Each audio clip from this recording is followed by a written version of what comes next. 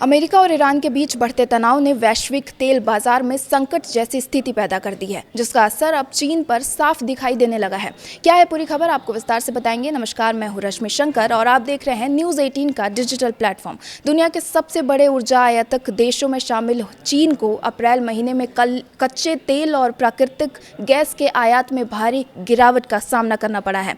चीनी सीमा शुल्क विभाग के ताज़ा आंकड़ों के मुताबिक अप्रैल में चीन का कच्चे तेल का आयात सालाना आधार पर करीब 20% घटकर 38.47 मिलियन टन रह गया है, जो जुलाई 2022 के बाद सबसे निचला स्तर है। वहीं प्राकृतिक गैस की ढुलाई में भी लगभग 13% की कमी दर्ज की गई है और 8.42 मिलियन टन पर पहुंच गई है। विशेषज्ञों का मानना है कि स्ट्रेट ऑफ हॉर्मुज से तेल और गैस की सप्लाई बाधित होने के कारण ये गिरावट देखने को मिली है। अमेरिका और इजराइल के हमलों के बाद फारस की खाड़ी से आने वाले कई शिपमेंट प्रभावित हुए, जिससे चीन की ऊर्जा आपूर्ति पर सीधा असर पड़ा। मिडिल ईस्ट चीन के लिए ऊर्जा का सबसे बड़ा स्रोत माना जाता है। चीन अपने कुल कच्चे तेल का करीब आधा और प्राकृतिक गैस का लगभग 1/3 हिस्सा इसी क्षेत्र से आयात करता है। जहाज ट्रैकिंग डेटा के अनुसार अप्रैल में LNG यानी लिक्विफाइड नेचुरल गैस की खरीद बीते 8 सालों की सबसे निचले स्तर पर पहुंच गई है। ऊर्जा संकट की आशंका के बीच चीन सरकार अब घरेलू जरूरतों को प्राथमिकता दे रही है।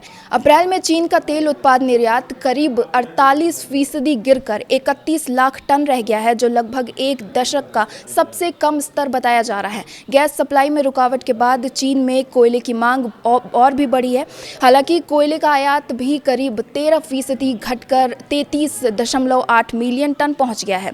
इसकी सबसे बड़ी वजह चीन का घरेलू उत्पाद पर बढ़ता फोकस माना जा रहा है। हालांकि ऊर्जा क्षेत्रों में दबाव के बीच चीन ने एल्युमिनियम, तांबा और अन्य धातुओं के निर्यात में बढ़ोतरी की है, क्योंकि वैश्विक बाजार में चीन अब प्रमुख निर्यातक देशों में शामिल हो चुका है। चीन के विदेश मंत्रालय की ओर से जारी बयान में कहा गया है कि फिलहाल दुनिया भर की सबसे बड़ी चिंता स्ट्रेट ऑफ हॉर्मुज बनी हुई है। चीन ने उम्मीद जताई है कि संबंधित पक्ष अंतर्राष्ट्रीय समुदाय की अपील को गंभीरता से लेते हुए जल्द उचित कदम उठाएंगे। स्ट्रेट ऑफ हॉर्मुज दुनिया के सबसे अहम समुद्री व्यापार मार्गों में से एक माना जाता है। चीन ने पश्चिम एशियाई देशों से अपील की है कि वे अपने भविष्य का फैसला खुद करें और क्षेत्रीय देशों के बीच बातचीत बढ़ाएं। चीन ने क्षेत्रीय शांति और सुरक्षा को बढ़ाने की भी बात कही है। चीन का कहना है कि तत्काल युद्ध विराम बेहद जरूरी है। इस वीडियो में आज के लिए बस इतना ही।